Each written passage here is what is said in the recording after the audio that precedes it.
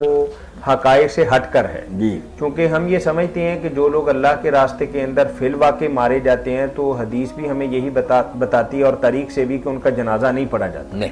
اچھا، یہاں بھائی کا سوال یہ ہے کہ بقول قرآن شہید زندہ ہوتا ہے جبکہ زندہ بندہ کی تو نماز جنازہ نہیں پڑھی جاتی، جبکہ اس کے برعکس شہید کی نماز جنازہ پڑھی جاتی ہے، یہ وضاحت فرما دیں۔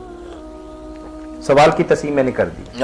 جس میں جو یہ بات بیان ہوئی ہے نا کہ شہید کی نماز جنازہ پڑھی جاتی ہے، جس سے سوال کیا کہ جب وہ زندہ ہے تو کیوں پڑھی جاتی ہے، جب یہ بنیاد ہی غلط ہے۔ صحیح مسلک کے مطابق شہید کی نماز جنازہ نہیں، غائبانہ تو کجا رہی جہاں وہ شہید ہوا وہاں بھی نہیں پڑھنی چاہیے۔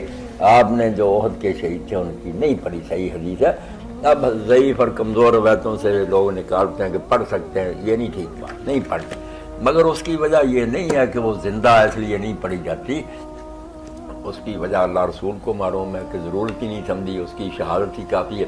جیسے حدیث پاک میں آتا کہ قبر میں جب حساب کے لیے فرشتے آتے ہیں تو اللہ تعالیٰ فرماتا ہے کہ تلوار کا چمکنا اور اس کا گردن سامنے پیش کر دینا چاہیے، اس کے بعد کوئی سوال کی ضرورت ہے؟ کیا پوچھنا ہے اس سے؟ اس کو اپنے ایمان میں کچھ شک شبہ ہوتا کیوں جان دیتا؟ بس اس کا وہ شہید ہو جانا، جان قربان کرنا اس کے لیے کافی، اسی لیے نہیں اس کی پڑھی جاتی۔ اسی طرح بچے کی بھی نہیں پڑھی جاتی، بچے کی جو ہم پڑھتے ہیں نا چھوٹے چھوٹے، یہ اچھا ہے اگر پڑھ رہے، ورنہ کوئی حکم نہیں۔ آپ نے اپنا بچہ تھا ابراہیم علیہ السلام، وہ 18 مہینے کا ہو کر فوت ہوا، کوئی نماز جنازہ نہیں پڑھی۔ بچے کی جو ہے اور شہید کی یہ ضروری نہیں۔ باقی امام احمد کہتے ہیں کہ اگر پڑھ لی جائے تو جائز ہے، ضروری نہیں۔ بالغ کی جو ہے یہ دوسرے وہ لازم ہے کہ ضرور پڑھی جائے۔ رہ گئی بات زندہ ہونے کی، اس کو بھی سمجھنا چاہیے نا، جب اللہ نے کہا کہ جو اللہ کی راہ میں قتل ہو جاتے ہیں ان کو مردہ نہ کہو۔ اب ہر شخص جو جانتا ہے زبان کو اسے پتہ نہیں چلتا، لمن یقتل، جو قتل ہو جاتے ہیں۔ قتل کہتے ہی کس کو کہ کسی آلہ کے ذریعے کسی کی جان اس سے جسم سے نکال دینا۔ مقتول ہوگا یہ جب اس وقت جب مرے گا، جان نکلے گی تو اس کو کہیں قتل ہو گیا۔